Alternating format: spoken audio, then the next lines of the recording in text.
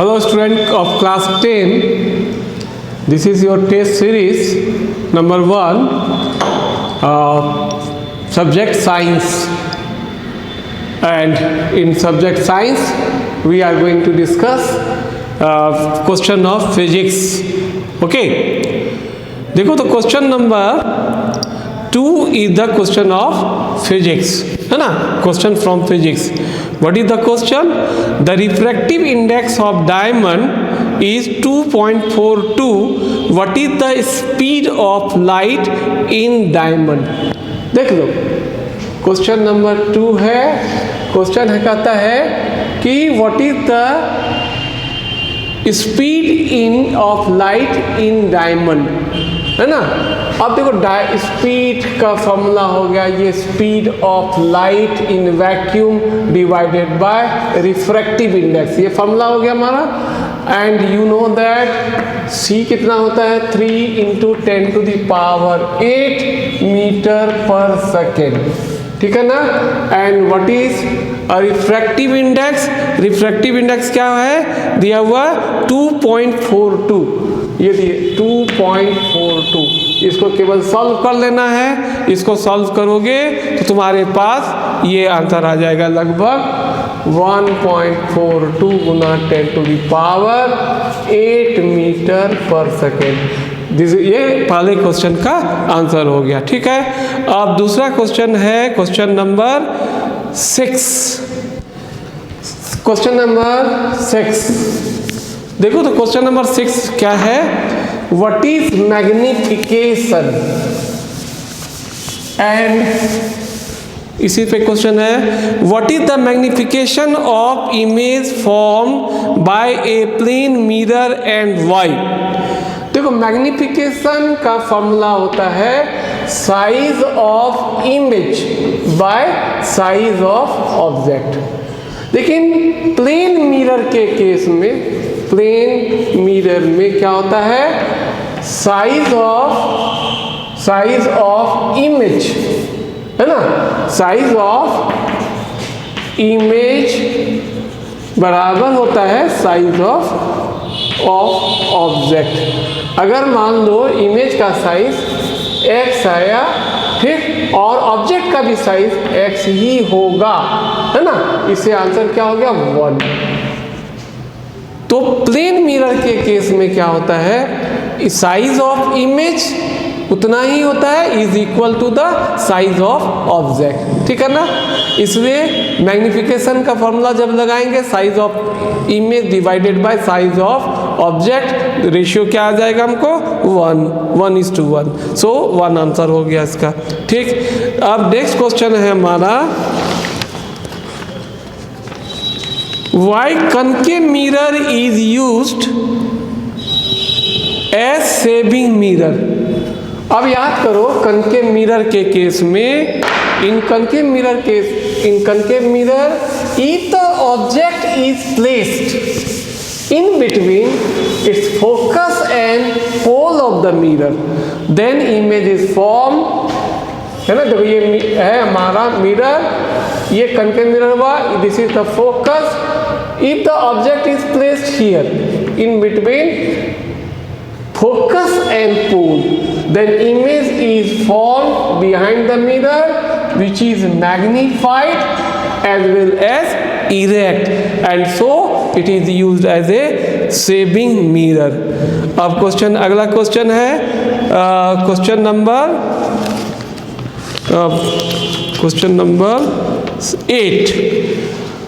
On which factor the color of scattering of light depends? ये question 7 था. अब question number 8, on which factor scattering the color of scattered light, scattered white light depends. देखो scattering होने का कारण है when light travels through the small tiny particle, then light scattered in all direction. Scattered means spread in all direction. So हम लोग कहते हैं scattering का कारण क्या है स्कैटरर. स्कैटर माना टाइनी पार्टिकल्स. लेकिन कलर ऑफ लाइट जो है ना स्कैटरिंग, कितना स्कैटरिंग होगा, स्कैटरिंग ऑफ लाइट, है ना, ये डायरेक्टली प्रोपोर्शनल होता है वेवलेंथ 4 पावर ऑफ वेवलेंथ। इसका क्या मतलब हुआ, अगर wavelength of red colour is maximum so scattering इसका मिनिमम हो जाएगा, और wavelength of blue colour is greater than the red so इसका स्कैटरिंग ज़्यादा होगा। सो कलर से रिलेटेड क्वेश्चन आ गया यहाँ पे, कि यहाँ पे देखो क्वेश्चन में दिया हुआ है colour of the scattered light, white light depends, तो हम लोग क्या कहेंगे, वेवलेंथ ऑफ लाइट, मतलब वेवलेंथ ऑफ लाइट, ठीक है। तो वेवलेंथ ऑफ लाइट क्या, colour component of wavelength of light, तो ये फार्मूला है, ये फार्मूला को ये लिख देना है केवल, ठीक है ना। अब नेक्स्ट क्वेश्चन है ये प्रिज्म पे, क्वेश्चन नंबर 9, देखो तो क्वेश्चन नंबर 9, क्वेश्चन नंबर 9 में कहता है ये ए prism ABC with BC as face is placed in different orientation. A narrow beam of light, white light, is incident on the prism as shown in figure. In which of the following case, after the dispersion, third color from the top of corresponds to the color of sky? We know that पहले तो color of sky क्या है, color of sky is blue, हम लोग जानते हैं blue colour होता है स्काई का, ठीक है,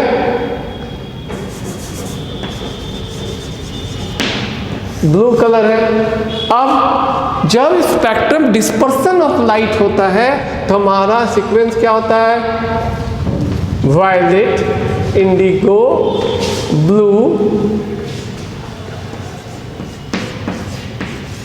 देखो तो ये green, yellow and orange and red. अब देखो पहले डायग्राम में देखो, ये तुम्हारा प्रिज्म है, यहाँ से लाइट गया, वाइट लाइट गया, ये लाइट जो है ये तुम्हारा BC है,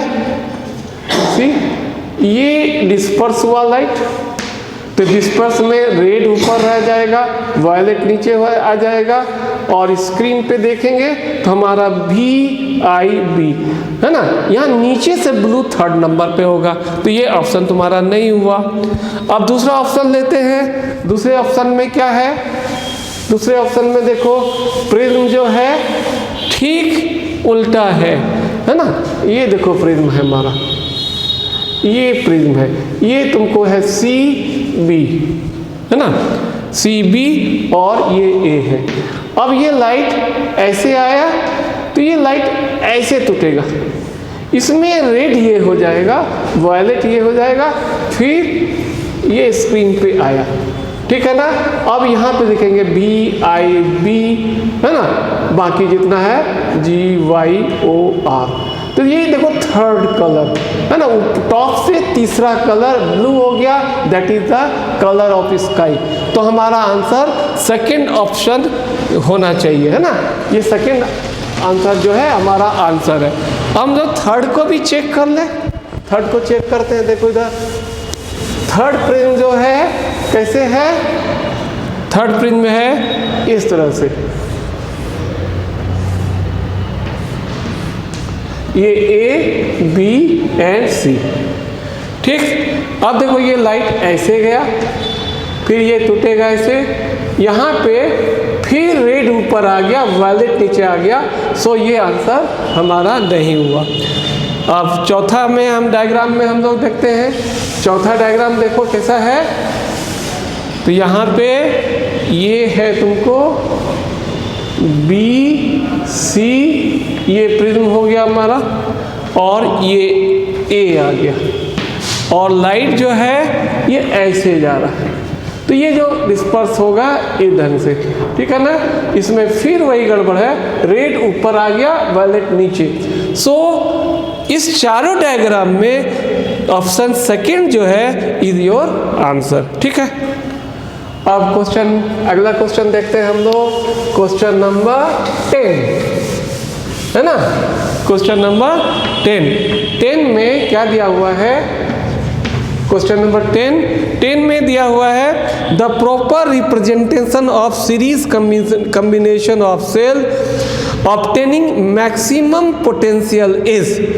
तो यहाँ सारे डायग्राम को ध्यान से देखो कि ऑप्शन 1 जो है, नंबर 1 ऑप्शन, इसमें सेल में देखो पहला पॉजिटिव निगेटिव ऐसे करके दिया हुआ है ना, positive negative positive negative positive negative, है ना, ये 3 सेल दिया हुआ है, ठीक है ना। तो ये ऑप्शन हमारा सही ऑप्शन मिला। इसमें हमको सीरीज में तीनों cell, all 3 cells are connected, ठीक है। लेकिन सेकेंड डायग्राम में देखो, इसमें क्या गड़बड़ कर दिया है कि पहला सेल, ठीक है, पहला सेल और दूसरा, ये सेकंड में ऑप्शन ठीक है, ये कंफ्यूजिंग है, इसे सेकंड ऑप्शन इसका छोड़ दो, क्योंकि इसमें पहला जो है पॉजिटिव निगेटिव फिर पॉजिटिव फिर निगेटिव, और यहाँ पॉजिटिव निगेटिव में कंफ्यूजन है ना। अगर देखा जाए तो ये भी यहाँ पे एक डिसकनेक्शन दिखा रहा है, ठीक है, तो ये तुमको डिसकनेक्टेड है, तो ये ऑप्शन नहीं हुआ। अब थर्ड ऑप्शन में देख लो, थर्ड ऑप्शन में क्या है, पहला पॉजिटिव निगेटिव 10 निगेटिव, अब निगेटिव से जुड़ा हुआ है, तो this is also not the correct answer.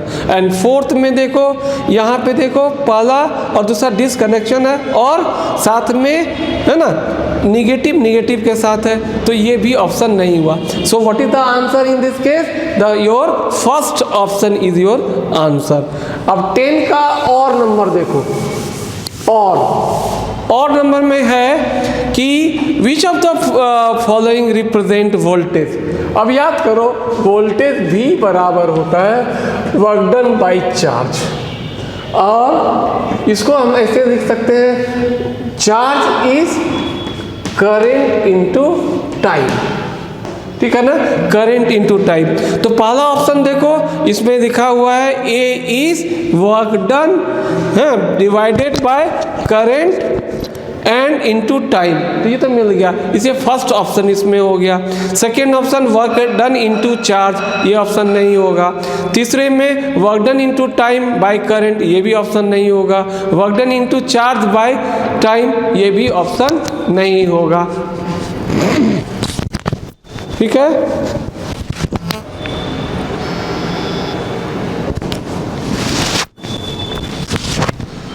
अब नेक्स्ट क्वेश्चन देखो, question number 11, see the question number 11। ये क्या कहता है question, what is the maximum resistance which can made by the 5 resistor each of resistance 1/5 ohm. Maximum resistance कब आएगा, जब resistors को किस में जोड़ोगी, सीरीज में जोड़ोगी। तो हमारे पास RS सीरीज में जोड़े तो क्या हो जाएगा, R1 plus R2 plus R3 plus R4 plus R5, तो 5 रेजिस्टर्स है ना, सबका ये है, इसमें 5 से गुना कर दो, ठीक है, तो you get what 1 ohm. 1 ohm is your answer. So देखो, तो ये ऑप्शन डी नंबर तुम्हारा ऑप्शन हो गया, ठीक है। नेक्स्ट, अब नेक्स्ट क्वेश्चन है, चूज द इनकरेक्ट स्टेटमेंट, है ना। क्वेश्चन नंबर क्या है, क्वेश्चन नंबर 11 हो गया। क्वेश्चन नंबर 12 में देखो, क्वेश्चन नंबर 12, ठीक, इसमें देखो 12 क्वेश्चन नंबर में, choose the correct statement of the following regarding the magnetic field lines. Magnetic field line से रिलेटेड जो सब लाइन है उसमें 4 ऑप्शन है, उसमें कह रहा है कि कौन सा ऑप्शन इज इनकरेक्ट। तो देखो, first option is the direction of magnetic field at a point is taken to be direction in which north pole of magnetic compass needle points, this is the correct option. तो ये answer माने ये हमारा correct हो गया, तो ये question का ये ऑप्शन नहीं हुआ। Number 2, magnetic field lines are close curve, ये भी करेक्ट है। Number 3 C is if magnetic field lines are parallel and equidistant represent zero magnetic field। नहीं, अगर फील्ड लाइंस जो है पैरेलल हो और इक्विडिस्टेंस हो तो that is uniform magnetic field होता है, वहाँ पर मैग्नेटिक फील्ड जीरो नहीं होगा। This is the incorrect option. हमारे क्वेश्चन के लिए यही इनकरेक्ट ऑप्शन हो गया, तो ये हमारा आंसर हो गया सी। चौथा है relative strength of magnetic field is shown by the degree of closeness of magnetic field lines. ये भी करेक्ट ऑप्शन है। तो इस चारों ऑप्शन में सी ऑप्शन जो है वो इनकरेक्ट है, इसीलिए हमारा आंसर भी यही हो जाएगा। ठीक है, इसका और देखते हैं हम लोग। और में क्या है कि which of the following property of proton can change while it moves freely in the magnetic field। ठीक है, proton is the charge, positive charge as you know. ठीक है, they may be more than one correct answer. यदि कोई charge अगर flow कर रहा है तो वो करंट फ्लो करेगा, है ना, flowing charge is current as you know. हाँ, अब ये चार्ज फ्लो कर रहा है, प्रोटॉन फ्लो कर रहा है, मतलब करंट फ्लो कर रहा है। ठीक है ना, तो अब किसी मैग्नेटिक फील्ड में होगा तो मैग्नेटिक फील्ड उस पर एक फोर्स एक्सर्ट करेगा, मैग्नेटिक फोर्स एक्सर्ट होगा, जिसके कारण उसका वेलोसिटी चेंज हो सकता है। तो यहाँ पे देखो तो पहला ऑप्शन है मास, तो मास हम लोग नहीं, मास तो चेंज होगा नहीं। Number B speed, because of, ठीक है, बिकॉज ऑफ हियर वेलोसिटी जो है हमारा चार्ज जो मूव करता है उसमें फोर्स का जो डायरेक्शन होगा ये वेक्टर टर्म है, so we can take velocity and you know that momentum is mass into velocity. ठीक है ना, तो ये चौथा ऑप्शन भी सही हो गया। So what are the correct answer? इसमें option C and option D are correct answer. ठीक है, इस तरह से हम लोग ये 12 नंबर समाप्त कर दिए। अब क्वेश्चन देखो तो नेक्स्ट क्वेश्चन है एसर्शन रीजनिंग वाला क्वेश्चन है, क्वेश्चन नंबर 16, क्वेश्चन नंबर 16 में एसर्शन और रीजनिंग। एसर्शन ए में क्या दिया हुआ है? एसर्शन में ए क्या है हमारा? In case of rainbow light at the inner surface of water drop gets internally reflected. तुम्हारा रेनबो का फॉर्मेशन का कारण क्या है? रेनबो फॉर्मेशन का 3 कारण है। लाइट जब वाटर ड्रॉपलेट में, वाइट लाइट वाटर ड्रॉपलेट में, तो पहले डिस्पर्सन होगा, उसका कलर कंपोनेंट टूटेगा। ठीक है ना, in the water droplet there is internal reflection और तब रिफ्रैक्शन होगा। ठीक है ना, so first option is correct. Assertion जो है इसका करेक्ट हो गया। सेकेंड देखो, the angle between refracted ray and normal to the drop surface is greater than the critical angle. ठीक है ना, अब इंटरनल रिफ्लेक्शन के लिए ये एकदम ज़रूरी होता है incident angle in the denser medium must be greater than the critical angle. So the only condition causes the internal reflection. So this is also the what? The reason is also correct, and also this reason explains the assertion. So यहाँ पे reasoning जो है assertion को explain कर रहा है, तो हमारा ऑप्शन क्या हो जाएगा यहाँ पे, A is your correct answer. क्योंकि इसमें देखो इसमें क्या है, both A and R are true and R is correct and explain the assertion. बाकी ऑप्शन का जरूरत नहीं है यहाँ पे, ठीक है। तो ये तुम्हारा क्वेश्चन नंबर 16 एक्सप्लेन हो गया। अब आ जाओ क्वेश्चन नंबर फिजिक्स में आता है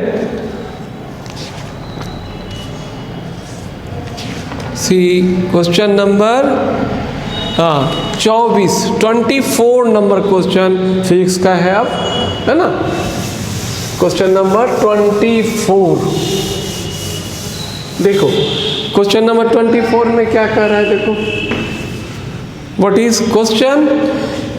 on entering a medium from air the speed of light, ठीक है ना, speed of light becomes half of its value in air.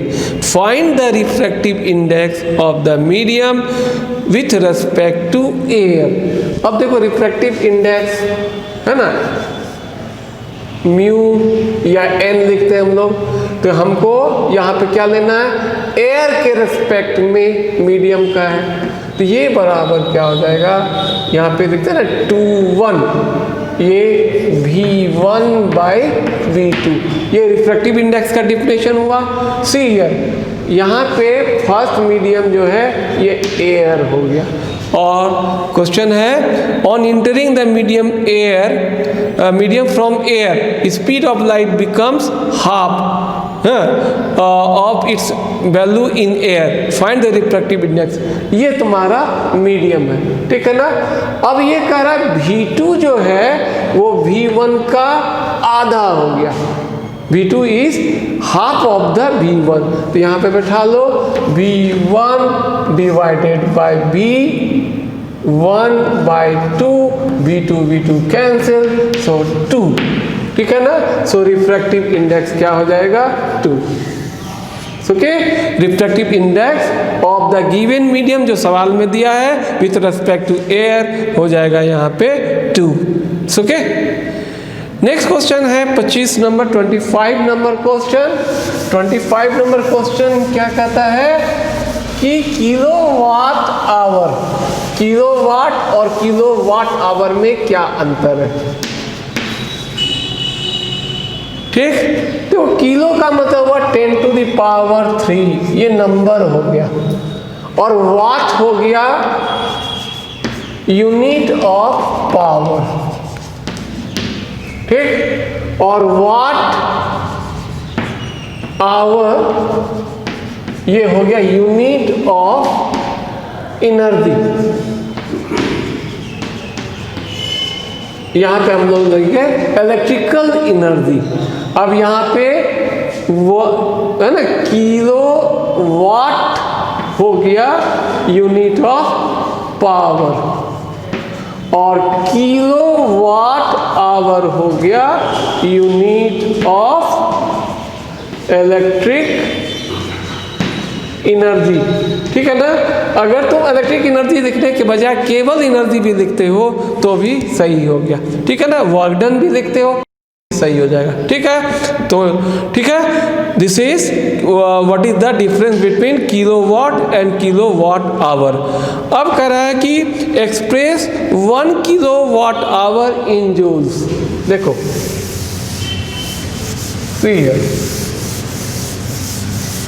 see here we have to convert 1 kilowatt hour into joules। 1 kilo 10⁻3, ठीक। वाट हो गया, this is our को second में बदल दो, सेकेंड 60 × 60 सेकेंड। अब इसको गुना करो, है ना, 3600, ये 3 0 है,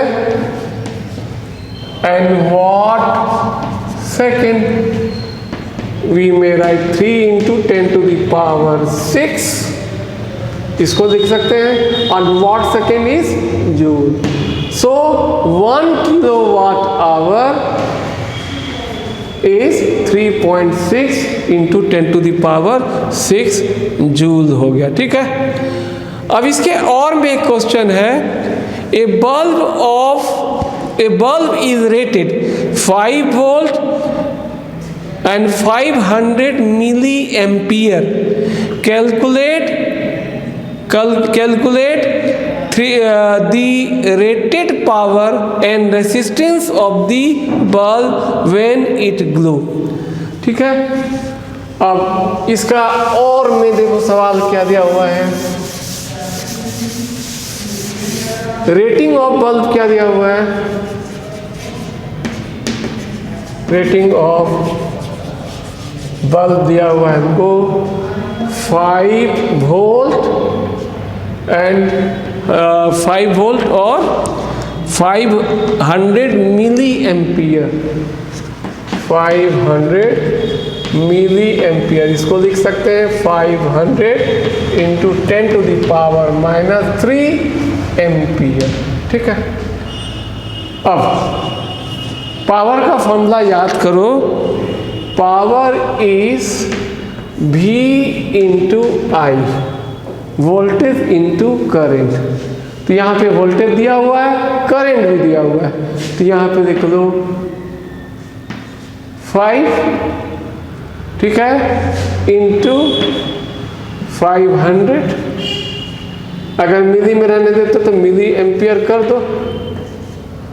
ठीक, तो ये क्या हो जाएगा, हमको इसको गुना कर लो 2500 वोल्ट मिली एम्पियर, इसको हम लोग पावर, इसको वॉट भी लिख सकते हैं, तो 2500 मिली वॉट हो जाएगा। यानी इसको यदि सॉल्व कर लेते हम लोग 25 है ना 100 इंटू 10⁻³ वॉट। ठीक है, तो इसमें क्या होगा, इसका मतलब इसको 1000 से डिवाइड करना है, तो 1000 से डिवाइड करोगे तो ये 2.5 वॉट आ गया, तो ये पावर हो गया। सिमिलरली ये कह रहा है सेकेंड में रेसिस्टेंस, हमको रेसिस्टेंस चाहिए। ठीक है, तो रेसिस्टेंस का सिंपल फॉर्मूला तुम दे दो, R = V/I।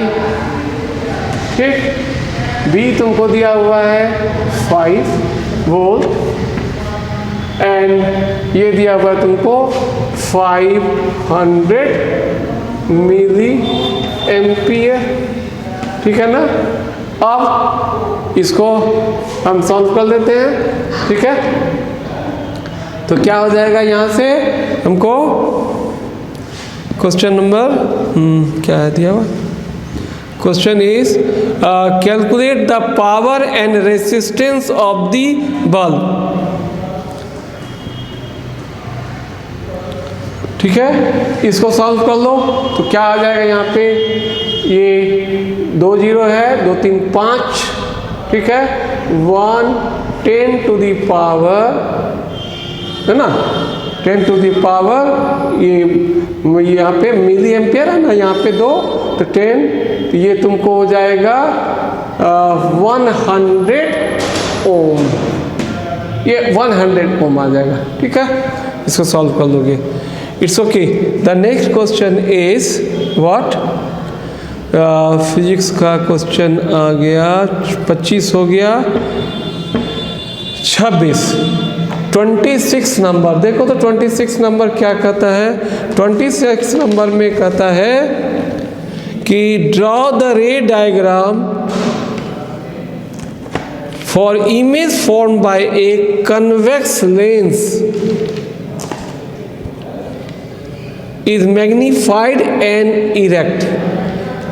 कन्वेक्स लेंस का इमेज, कन्वेक्स लेंस से इमेज का डायग्राम करेंगे। क्वेश्चन है, इसमें आंसर है, कन्वेक्स लेंस में फर्स्ट 5 इमेज जो है वो इन्वर्टेड होगा, रियल एंड इन्वर्टेड, लेकिन 6 में ये इमेज जो होगा वो इरेक्ट एंड मैग्नीफाइड होगा। तो ये तुम्हारा लेंस हो गया, कन्वेक्स लेंस, ठीक। इसमें देखो ये ऑब्जेक्ट है हमको, ये ऑब्जेक्ट एफ और सेंटर ऑफ मतलब ऑप्टिकल सेंटर के बीच में पड़ा ऑब्जेक्ट, यहां से रह गया ऐसे,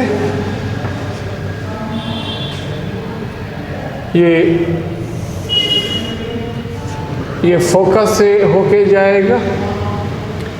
दूसरा रे चूज करेंगे हम लोग ऐसे, जो सेंटर ऑफ कर्वेचर से centre optical centre of lens से गया, ये डाइवर्जिंग है, इमेज इधर नहीं बनेगा। So we have to draw in this diagram. देखो ये इमेज बन गया, ये ऑब्जेक्ट था ए बी, ये ए डैश बी डैश। तो इमेज कैसा आया यहाँ पे, इरेक्ट आया, मैग्नीफाइड आया एंड वर्चुअल आ गया, और ऑब्जेक्ट के डिस्टेंस, ऑब्जेक्ट के साइड ही ये इमेज बना। इस तरह से तुम्हारा क्वेश्चन नंबर 26 खत्म हो गया। अब आ जाओ क्वेश्चन नंबर 32, ठीक है। Question number 32,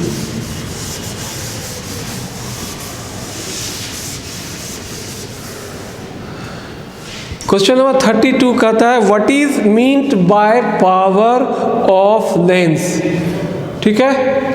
what is meant by power of lens, ठीक है। दूसरा ये कहता है number 2,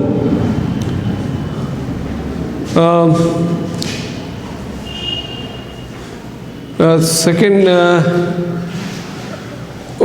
draw a ray diagram for image form by a convex lens, ये तो हो गया। Next, what is meant by power of lens, तो you know that what is power of lens. Power of lens, power of lens क्या है, power of lens है converging और diverging ability of a lens. कोई light का converge करने का power और या डाइवर्स करने का क्या पावर है, that is called power of lens. And power of lens is defined as the reciprocal of focal length of the lens, ठीक है ना। अगर ऐसा यूनिट क्या हो जाएगा, अगर फोकल लेंथ मीटर में लेते हैं, ठीक है ना, इसको यदि मीटर में लेते हैं तो पावर ऑफ लेंस का यूनिट हो जाएगा डायोप्टर, डायोप्टर हो जाएगा, है ना, और सिंबल इसका हो जाएगा डी, ठीक है। So reciprocal of focal length is the power. फिर अगर फोकल लेंथ कन्वर्जिंग लेंस का है यानी कन्वेक्स लेंस का है तो ये पॉजिटिव, और अगर कनकेव लेंस का है तो ये तुम्हारा नेगेटिव हो जाएगा, ठीक है ना। अब नेक्स्ट देखो, यहाँ पे एक सवाल भी ये रखे हुए हैं, a student uses the lens focal length of 40 centimetre, another is -20 centimetre, right the nature and power of the lens. देखो हम लोग पहले लेंस का निकाल रहे हैं, P1 ये दिया हुआ है 20, है ना, लेकिन ये पॉजिटिव है तो ये पॉजिटिव में लेंगे। इसको डायोप्टर में चेंज करना है तो 100 सेंटीमीटर से गुना कर दो, क्योंकि डिवाइडेड बाय 100 करेंगे ऊपर चला गया, and therefore we get what, 20 था नहीं 40 था पहले केस में, इट इज 40 सेंटीमीटर। तो ये क्या आ जाएगा आंसर, 2.5 डायोप्टर, प्लस में आ रहा है हमारा, ठीक है ना। तो लेंस कैसा हो गया, कन्वर्जिंग या कन्वेक्स लेंस हो गया, ठीक। अब दूसरे लेंस का फोकल लेंथ है -20 सेंटीमीटर। तो इसको फिर डायप्टर में चेंज करने के लिए 100 से गुना करो तो यू गेट व्हाट -5 डायप्टर। तो ये नेगेटिव साइन है, इसे कनकेव लेंस हो गया। ठीक है, कनकेव लेंस हो गया। अब ये तुम्हारा कनकेव लेंस हो गया तो तुम्हारा ये सवाल हो गया, इसको डाइवर्जिंग लेंस भी कहेंगे। तो ये क्वेश्चन तुम्हारा था क्वेश्चन नंबर 32। ये क्वेश्चन नंबर 32 था, ये भी सॉल्व हो गया। अब एक सवाल जो हम लोग किए थे इसमें क्वेश्चन नंबर 25 में और में, जिसमें रेसिस्टेंस निकालना था। तो रेसिस्टेंस में थोड़ा कैलकुलेशन में देखो तो उसमें ये आ गया हमारा रेसिस्टेंस बराबर V/I। क्वेश्चन नंबर 25 में देखो V दिया हुआ था 5 वोल्ट और ये दिया हुआ है 500 मिली एम्पियर। तो मिली का मतलब 10⁻⁻3। ठीक है ना। अब ये ओम में आ गया तो 5 गुना 10⁻3 यानी इसको 1000 कर सकते हैं हम लोग। और नीचे 500 है हमको, ये 2 जीरो कैंसिल हो गया और ये कैंसिल हो गया, 10 ओम आया। ठीक है ना, 10 ओम आया, लेकिन वहाँ से बाय मिस्टेक हम 100 ओम कर दिए थे। ठीक है ना, तो उसको ठीक कर लेना है। 10 ओम इसका आंसर होगा क्वेश्चन नंबर 25 का। ठीक, अब क्वेश्चन नंबर 32 भी हो गया। एंड फाइनली फिजिक्स का अंतिम क्वेश्चन है 36 नंबर। ठीक है, 36 नंबर है क्वेश्चन। 36 नंबर क्वेश्चन में क्या कहता है, with the help of suitable circuit diagram prove that reciprocal of equivalent resistance of a group of resistance joined parallel in equal to the sum of reciprocal of the individual resistances। ये सवाल का 36 number का पहला part है। तो पहले कह रहा है ये diagram, resistances are connected in parallel to each other. ठीक है ना, तो हम लोग क्या करेंगे, तो हम लोग ये डायग्राम बनाते हैं। देखो ये एक रेसिस्टेंस हो गया R1, दूसरा रेसिस्टेंस ले लो, ये हो गया R2, तीसरा रेसिस्टेंस ले लो। तुम 2 रेसिस्टेंस से भी कर सकते हो। और ये तुमको वोल्टेज लगा लिए, ये तुम्हारा सर्किट डायग्राम हो गया। ये मान लो V voltage supplied by the battery to the circuit. इसमें क्या होगा, what the current delivered by the battery, it is divided at the junction. This is junction A and B। यहाँ पे करंट डिवाइड कर गया, यहाँ मान लो I1 है, ये I2 हो गया, ये I3 हो गया। ठीक है ना। और वोल्टेज अक्रॉस AB, R1 के क्रॉस, R2 के क्रॉस और R3 के क्रॉस इक्वल होगा। ठीक है ना। तो तुम्हारा इसमें हम लोग लिखेंगे, यहाँ पे देखो, तो करंट I1 क्या हो जाएगा अक्रॉस R1, तो ये हो जाएगा, ये V है तो ये हो जाएगा V1 बाय, है ना, सॉरी V बाय R1। ठीक,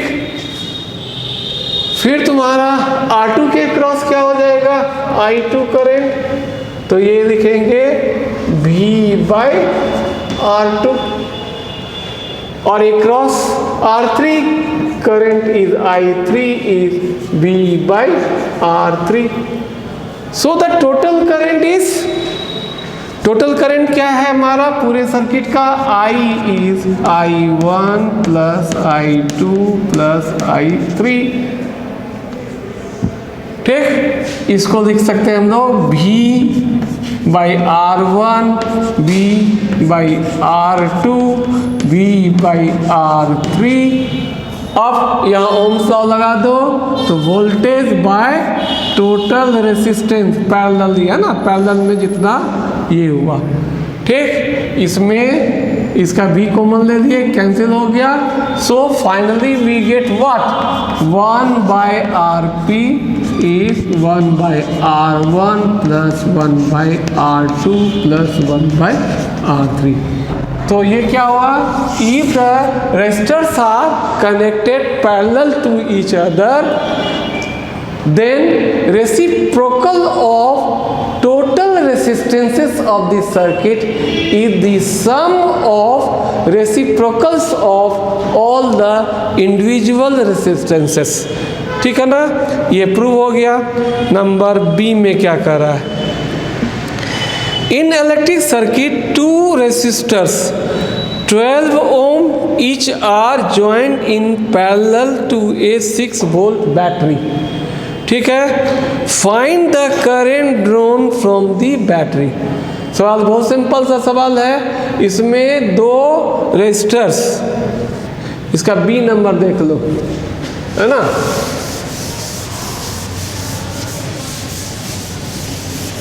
ये पार्ट ए था 36 का, अब बी पार्ट सी हियर।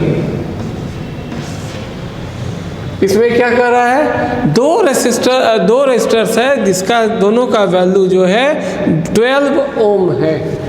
तो इसका 1/R टोटल रेजिस्टेंस जो लेंगे, ए 1/12 प्लस 1/12 सॉल्व कर दो तो क्या आ जाएगा, 2/12 है ना, 1/6। सो आरपी क्या हो गया, 6 ओम हो गया। ठीक, ये 6 ओम हो गया। अब ये 6 ओम हो गया, अब current drawn by the battery, तो करंट बराबर होता है वोल्टेज डिवाइडेड बाय आरपी, यहाँ पर हो जाएगा। तो ये 6 वोल्ट है, ये 6 ओम है, ठीक है ना। सो 1 एम्पियर इसका आंसर हो गया। ठीक है, अब इसका और पार्ट जो है क्वेश्चन का, और पार्ट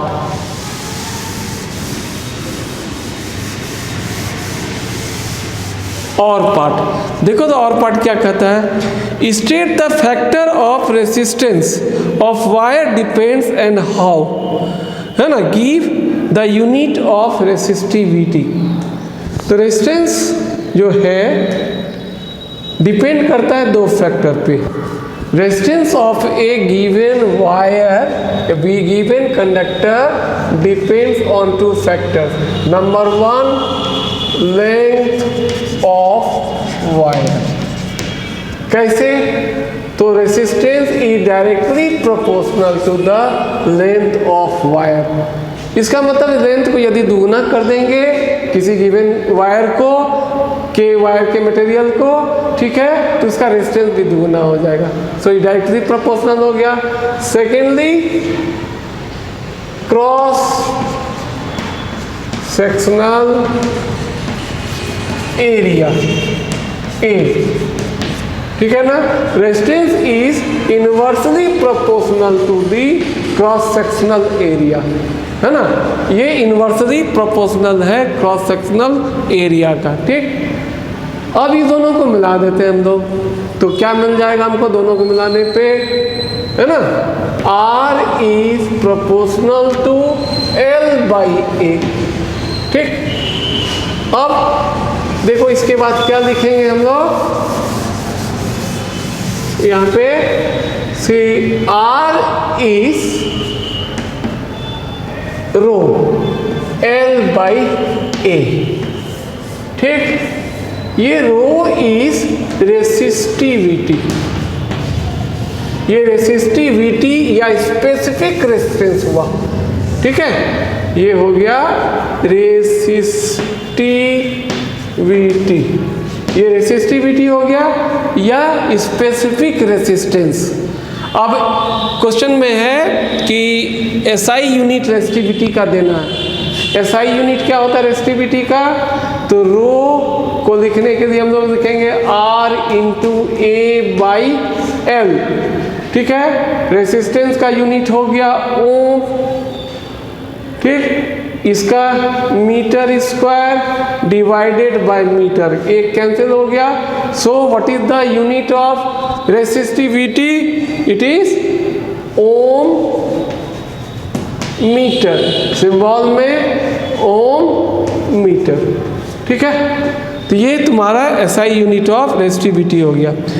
इसके अलावा चूंकि resistivity does not depend upon length of wire as well as cross sectional area of wire, लेकिन रेसिस्टिविटी डिपेंड करता है टेम्परेचर ऑफ दी वायर पर, टेम्परेचर पर डिपेंड करता है। तो as temperature increases resistivity will also increase and hence resistance will also increase, ठीक है। Next, resistivity nature of material पे भी डिपेंड करता है, ठीक है ना। नेचर ऑफ मटेरियल पर डिपेंड करेगा, जैसे कॉपर का रेसिस्टिविटी है ना एल्युमिनियम के रेसिस्टिविटी से गिवन टेम्परेचर पे अलग होगा, हमेशा इसे स्पेसिफिक रेसिस्टेंस कहते हैं, ठीक है। इस तरह से रेसिस्टेंस हम लोग कह सकते हैं 4 फैक्टर पे डिपेंड कर रहा है, लेंथ, एरिया और रेसिस्टिविटी के कारण टेम्परेचर और nature of material of given material of the conductor या वायर, ठीक है। अब इसका सेकेंड पार्ट है, अगर गिवन वायर, सवाल है a copper wire of length 2 metre of resistance 10 ohm is stretched to double of its length, find the new resistivity of the wire, है ना। इसका रेसिस्टिविटी इसमें निकालना है। अब एक तार को हम क्या किए हैं कॉपर वायर के, तो इसका पहला आंसर तो सिंपल है कि रेसिस्टिविटी, न्यू रेसिस्टिविटी में कोई चेंज नहीं होगा, ठीक है। Why?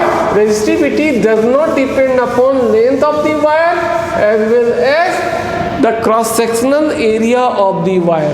Resistivity depends only the nature of material of the wire and the temperature. तो यहाँ पे देखो कॉपर वायर को ही खींचा गया है, इसे रेसिस्टिविटी में कोई चेंज नहीं आएगा, तो इसमें तुम आंसर आएगा रेसिस्टिविटी में, रेसिस्टिविटी नो चेंज, है ना, रेसिस्टिविटी सेम रहेगा, जो था वो रहेगा इस सवाल में, ठीक है। अब देखो तार, ये तुम्हारा एक वायर है, कॉपर वायर है, इसको दुगुना कर लिए तो इसमें वायर का क्रॉस सेक्शनल एरिया घट जाएगा, ठीक है ना। वो कैसे? तो दोनों देखो वॉल्यूम, दोनों तार का वॉल्यूम जो है बराबर है, तो हम लोग लिख सकते हैं L1 A1, ये पहले तार के लिए, ये तार वायर 1, ये wire 2, that is L2 A2, ठीक है ना। अब यहाँ से A2 निकाल लो, A2 इज व्हाट, तो यहाँ से L1 A1 बाय L2, ठीक। तो ये तुम्हारा हो गया क्या। अब इस सवाल में क्या दे रहा है कि L1 था 2 मीटर, तो ये 2 मीटर हो गया, और L2 है 4 मीटर, है ना, क्योंकि वायर को डबल कर दिए हैं, तो ये 4 मीटर हो गया। इसको काट दो तो ये 2 हो जाएगा, सो A1/2 हो जाएगा, ठीक। A2 is half of the A1, A1/2 हो गया। अब रेसिस्टेंस का फॉर्मूला लिख लो, रेसिस्टेंस का फॉर्मूला हुआ R2, जो न्यू रेसिस्टेंस है R2, तो ये बराबर क्या हो जाएगा, रो तो चेंज हुआ नहीं, ठीक, इसलिए यहाँ पे L2 और A2 कर दो, पुराना रेजिस्टेंस था R1 equal to row L1/A1, ठीक। अब यहाँ पे पुट कर दो, ठीक, L2 के जगह पे 2 कर दिए तुम, है ना, L2 के जगह पे 2L1 कर दिए, 2L1 हो गया, दुगुना हो गया था, और A2 के जगह पे A1/2 कर दिए। आप देखो तो इसको लिख सकते हैं 2 to 4 row L1 by A1, ठीक है ना। अब देखो यहाँ पे क्या हो गया, R2 इज 4 और ये देखो रो L1 A1 बराबर R1 हो गया। ये R1 सवाल में R1 गिवन है, R1 दिया हुआ है 10 ओम, तो क्या हो जाएगा R2 इज 4 इंटू 10 ओम, है ना। सो दिस इज 40 ओम, ठीक है। जैसे तुम लोग क्लास में बताए थे कि अगर वायर को दुगुना कर दो रेजिस्टेंस 4 गुना हो जाएगा। आंसर तो तुम्हारा पहले से ये निकल गया था, ठीक है ना, है ना। रेजिस्टेंस 4 गुना हो जाएगा, 3 गुना कर दो तो 9 टाइम्स हो जाएगा, ठीक है। इस तरह से हम लोग सारे क्वेश्चन को डिस्कस कर लिए, ठीक है। It's okay, best of luck. जैसा किए हो अपना को आंसर मिलाओ, अपने को सेल्फ असेसमेंट करो। Thank you.